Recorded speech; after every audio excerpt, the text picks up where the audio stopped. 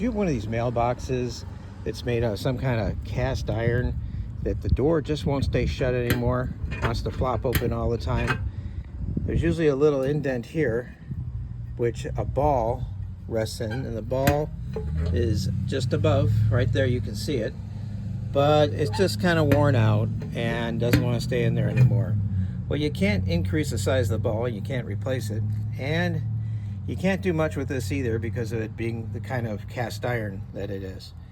But what we will do is drill a hole right here using about a 3/16 drill bit and install a screw. We'll show you here what it looks like when I'm done. You don't need to drill all the way through. Just make sure you drilled through enough that the screw will go all the way in.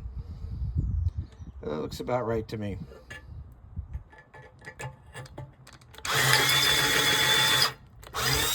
Once you drill your pilot hole, the other thing you'll want to look at is whether or not the screw will fit deep enough so that it will clear the opening up here when you close the door.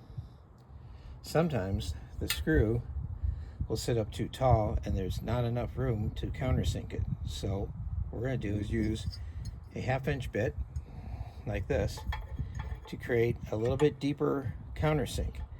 Therefore, the head of the screw can fit down as deep as we need it to in order to clear the opening while maintaining tension on the tension ball. Let's do it. So after you've done your countersink to match the head of your screw, it should be fairly straightforward. I'm using a round head, pan head screw. I didn't happen to have a flat head, but I think a flat head would be a better choice. So this is about a number 12 screw, I believe. Let's see what it looks like when you go all the way in. Now you can see that if it's not holding tight, I can leave it out just a little bit in order to create tension. But I think this will be just about right here.